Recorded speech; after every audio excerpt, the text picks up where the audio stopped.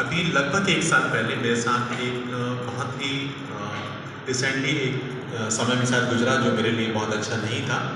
मैं मेरी हमारी दादी सास जो बहुत सीरियस थी, लगभग 95 ईयर्स हो गई थी और उनके हमें गांव से खबर आई। हमारा गांव है कासाबिल के आसपास, सरबकुंभो, सॉरी माफ कीजिएगा, सरबकुंभो। हमें फ़ोन आया तो हम रिसेंटली एक दिन प्लान करके मैं और आशा मेरी श्रीमती के साथ हम गांव पहुंच गए। और क्योंकि दादी साहब हमारा ही वेट कर रही थी, जैसे ही हम पहुंचे और रात्रि में उनका देहांत हो गया। और दूसरे दिन मैंने इस घटना को, मैं जब रिवाइंड करता हूं तो देखता हूं कि हर घटना को, हर समय को मुझे बहुत बारीकी से ऐसा लगता है कि जैसे फिल्म चलती है वैसे मेरे सामने बिल्कुल एकदम से चीज़ें क्लियर हैं। जब उनका डेथ हुआ बहुत लोग रो रहे थे, पूरे परिवार वाले, बहुत गम का माहौल था। उसका सुबह हम देखते हैं कि पूरे गांव वाले उस परिवार में, उस घर में हमारे बीच उपस्थित होते हैं और वह लकड़ी की प्लाई लेकर आते हैं। हम यहाँ तो कॉफिन खरीद लेते हैं, परंतु सभी लोग, जितने भी पुरुष वर्ग थे, महिला वर्ग थे, अपने अपने स्थिति के अनुसार उन्होंने प्लाई लाया और कॉफिन को हमारे सामने वहाँ पे पूरी तरह रेडी किया। तो मैं बड़ा सरप्राइज था। मैंने फर्स्ट टाइम कॉफिन को अपने गाँव वालों के सहयोग से, मतलब उन्होंने अपना हारी सामान सब कुछ उनके पास रेडी था और शायद वो उस घटनाओं को हमेशा एक दूसरे परिवार के साथ मिल के बनाते हैं। तो उस कॉफिन को रेडी किया जो मेरे लिए लाइफ में एक पहला नवीन एक अचीवमेंट मैंने उसको वहाँ पे देखा। उसके बाद वहाँ का जो हिस्सा था, जो चर्च संचालन था, और जो फादर थे, नाम मैंने उनसे बात की थी, नाम तो मुझे अभी याद नहीं है, परंतु उन्होंने पूरा मिस्सा आराम से किया। और उस दिन मानिए कि मैं अपनी दादी के लिए उस मिस्सा में हर क्षण बहुत ही गहराई से मैंने उस मिस्सा को चुना। उराव में मिस्सा हो रहा था, सारे शब्दों को मैंने सुना। फादर ने बहुत ही अच्छे से परिवार के लिए, मृत आत्मा के लिए पूरी प्रार्थना दी। मैं पूरे मन से उस मिस्सा में था। मुझे इतना याद नहीं है कि मैं किस मिस्सा में था, परंतु मुझे ये बिल्कुल अच्छी तरह से याद है कि मैं उस मिस्सा में पूर्ण रूप से समर्पित था और मैंने सारी घटनाओं को, सारे अवसरों को बहुत ही ध्यान से वहाँ पे उपस्थिति में, अपनी उपस्थिति पिता ईश्वर को महसूस किया। वहाँ से ग्रेवयार्ड जो कब्रिस्तान था वो बहुत ही दूर नहीं था, फिर भी थोड़ा सा दूर था। हम लिफ्ट लेके माध्यम से वहाँ पहुँचते हैं और वहाँ पे होता है कि कॉफिन जो होता है, वहाँ पे जो नियम कानून चलती रहती है। तो कॉफिन को दफनाने के बाद अंत में वहाँ पे जितने भी कैंडल जो जलाने वाले थे, वहाँ पे जो रैपर थे, मतलब मोमबत्ती या अगरबत्ती के स्टैंड थे, उस समय बहुत तेज हवा चल रही थी, ठंड का मौसम था। तो हमने जैकेट छोड़ दिया था क्योंकि हम सीधे नदी जाएंगे या नल जाएंगे नहाने के लिए, तो हमने जैकेट वहाँ पे छोड़ दिया। और जब हम वहाँ पे, हम केवल एक टी शर्ट और लोअर में था। बहुत लोगों ने अपने स्वेटर वेटर निकाल दिए थे, तो सडनली लोग उसके बाद हम नहाने चाहते हैं तो हम कोई भी जैकेट या स्वेटर गीला करना नहीं चाहते। उसके बाद जब लब से लास्ट में हम मोमबत्ती और अगरबत्ती, हम जब कॉफिन पूरा रेडी हो जाता है, कब्र को अंदर कर देते हैं, जब जलाने के लिए जा रहे थे तो बहुत वहाँ पे बहुत ही छोटे बच्चे, बुजुर्ग, महिला, पुरुष वर्ग, हमारा पूरा फैमिली, पूरा स्ट्रेंथ वहाँ पे था। और जैसे ही अगरबत्ती जलाने के लिए मैं वहाँ पे झुका, उसी समय किसी ने वहाँ जो डस्ट, मतलब जो रैपर हम जला रहे थे गांव वाले, बहुत लोग, क्योंकि अगरबत्ती मोमबत्ती से जल नहीं पा रही थी, बार बार बुझ रही थी, लोगों ने रैपर जला तो रखा था। मैं अगरबत्ती लेके जैसे ही जलाने के लिए झुका तो किसी ने जो अपन डालते हैं ना परफ्यूम की बॉटल, वो शायद उसमें मिक्स थी, किसी को दिखाई नहीं दी, शायद कोई जानकार नहीं था, तो उसको कचरे के डब्बे में उसमें डाल दिया था। जैसे ही मैं झुका वो ब्लास्ट हो गया और उसका फ्लेम पूरे मेरे चेहरे पे और मेरे हाथ पे आ गया। मैं बुरी तरह झुलस गया। और ईश्वर की घटना थी कि केवल मुझे जितना इंजरी हुई थी, उसके अलावा एक लेडी को शायद बहुत हल्का सा हुआ था और किसी को भी कोई घायल नहीं हुआ। उस घटना के बाद मैं बहुत ज़्यादा विचलित हो गया।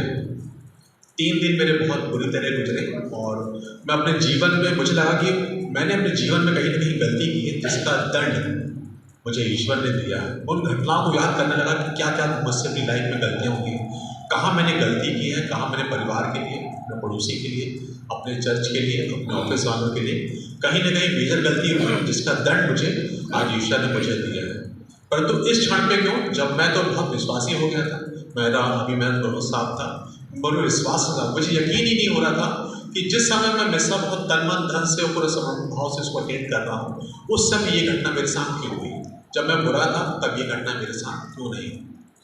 मैं ईश्वर से लड़ने लगा कि फिर मुझे लगा कि जिस प्रकार से बहुत ज़्यादा प्रेयर करने से भगवान परीक्षा लेता है, तो शायद मैंने, ईश्वर ने तुम्हारी भी परीक्षा ले ली है। और ये घटना मेरे साथ हो गई। परंतु मुझे इस बात का सुकून था कि मैं सोच रहा था कि मतलब हर घटना के पीछे एक अच्छे और बुरे रीज़न होते हैं। तो अच्छा रीज़न ये था कि बहुत ही वहाँ पे बुजुर्ग वर्ग की संख्या भी बहुत अच्छी थी, छोटे छोटे बहुत भी बच्चे थे और सभी वो वहाँ पे आग जला रहे थे। कैंडल जब फ्लेम हुआ, केवल उस क्षण फ्लेम हुआ और केवल मैं ही घायल हुआ। तो मुझे इस बात की खुशी थी कि मैं तो यंग हूँ, मैं सर्वाइव कर लूँगा। अगर मुझे किसी महिला को, किसी बुजुर्ग लेडी को, किसी पुरुष वर्ग को या किसी छोटे बच्चों को इंजरी होती तो शायद इससे ज़्यादा बुरा हो सकता था। शायद लोगों को बचाने के लिए ईश्वर ने मुझे आगे किया और ये सब घटनाएं मेरे साथ हुई। उसके बाद जब हम घर वापस आए तो जितने भी लोगों थे और बहुत ही लोग मुझे दिन भर देखने आते थे, बहुत सारे लोग, सारे फादरगण, सिस्टरगण, इवन जो लोग मुझे नहीं जानते अड़ोस पड़ोस के लोग, वो भी आए। तो मैंने सबसे रिक्वेस्ट की कि आप मेरे लिए प्रार्थना कीजिए कि मैं जस्ट ठीक हो जाऊँ। मैंने ईश्वर से बोला, ईश्वर ठीक है, मुझे कोई दिक्कत नहीं, आपके इस अवसर से मैं खुश हूँ, आप मुझे स्वस्थ कर दीजिए और ये कर दीजिए।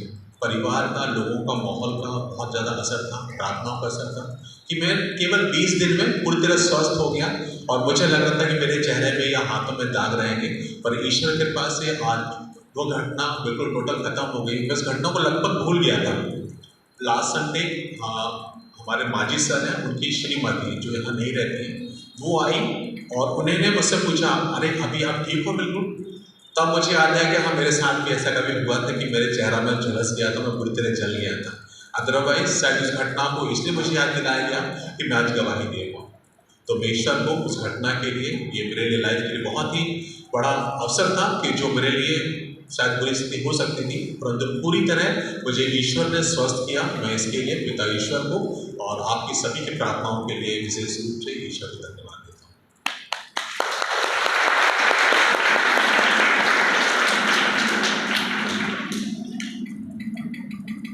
आज का जो मैंने था वो मुझे याद नहीं था, पर अंद्रस भैया कल गवाही दे रहे थे तो गवाही देना चाह रहा था।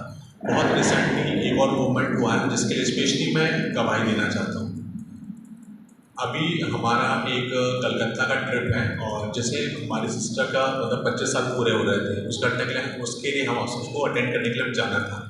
हमने 2 महीने अपने टिकट के बुक कर दिया और रिसेंटली जब वो अवसर आया और मैं ज्ञान गंगा इंजीनियरिंग कॉलेज में हूँ और मैंने अपने HOD से संपर्क किया कि मुझे जाना है, मुझे छुट्टी दे दीजिए, क्योंकि हमारे कॉलेज में 2 अवसर बहुत इंपॉर्टेंट होते हैं। जब काउंसलिंग होती है, मतलब बच्चों के एडमिशन होते हैं, तो पूरा मैनेजमेंट, ऑफिस स्टाफ, पूरे हेड्स उनमें 100% इन्वॉल्वमेंट रहते हैं, मतलब हर प्रत्येक समय को वहाँ उस समय पे छुट्टी नहीं मिलती है। और दूसरा मूवमेंट होता है NBA। NBA एक सर्टिफिकेट कोर्स होता है जो कॉलेज को जस्टिफाई करता है कि आपका लेवल, एजुकेशन लेवल किस लेवल है। उसको बोलते हैं नेशनल बोर्ड ऑफ एग्रीडेशन। जब नेशनल बोर्ड ऑफ एग्रीडेशन होता है तो कॉलेज उसके लिए 6 महीने 1 साल तक प्रिपरेशन करता है। बहुत ही मैनिपुलेट होते हैं, बहुत अच्छा बताने की कोशिश की जाती है, बहुत साफ सफाई, building structures, teaching faculties, numbers, इसमें बहुत ज़्यादा कार्य होते हैं। तो ये कार्य 6 महीने 1 साल चलता है। जब ये सर्टिफिकेट कोर्स हर 5 साल में रिव्यू होता है, तो ये हमारा रिव्यू टाइम था जब अब मुझे अपनी सिस्टर के 25 वर्ष पूरे होंगे। ये होगा हमारा 29 अक्टूबर रिसेंटली अभी, और जिसके लिए परिवार को मैंने पूरी टिकट बुक कर ली थी। और जब मैंने अपने HOD से बात किया तो उन्हें ना बिना सॉरी, कुछ भी हो जाए आपकी छुट्टी सेंक्शन नहीं हो सकती है। और चूँकि मैनेजमेंट ने इवन HOD किसी प्रिंसिपल को भी कोई छुट्टी अलाउड नहीं होगी। तो मैं बहुत नर्वस हो गया, मुझे लगा अगर मैं नहीं जाऊँगा तो शायद मेरे घर वाले भी नहीं जा पाएंगे। तो मैंने, बोलते ना जिद करो, तो मैंने ईश्वर के प्लानिंग की अपनी योजनाओं को। मैंने एक सेंटेंस सुन रखा था, हमारे मनीष तिर्की जो हमारे बीच में नहीं है, उसने बोला था, उसका सेंटेंस मुझे याद था। उसने बोला कि जब भी आप कोई प्लानिंग करते हो, कोई योजना करते हो, तो पूरी योजनाओं को, पूरे समय को आप ईश्वर पे छोड़ दीजिए। तो मैंने संडे चर्च से पहले एक दिन मेरा बहुत ख़राब था कि मुझे छुट्टी नहीं मिलने वाली थी, तो ये 100% श्योर था।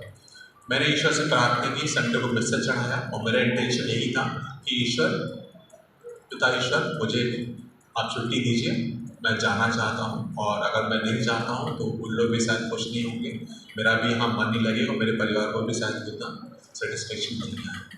आप मानेंगे नहीं, शनिवार को मैं अपने HOD से मिलता हूँ, सडनली कुछ ऐसे नॉर्मल कामों से मेरी रुचि पांडे मैडम मुझे बुलाती है, विनय तुमने जो छुट्टी का प्लान किया था वो आप ले लेना, NBA एग्जाम 6 महीने के लिए पोस्टपोन हो गया। ईश्वर को धन्यवाद कि हमने इंडिया जीत किया, और मेरी छुट्टी 100% छुट्टी नहीं मिलने वाली थी और मैं यहाँ पे इसलिए करने वाला था, लेकिन ईश्वर के कृपा से मुझे छुट्टी मिल गई। तो आज के मैं इस बात के लिए ईश्वर को पुनः धन्यवाद देता हूँ।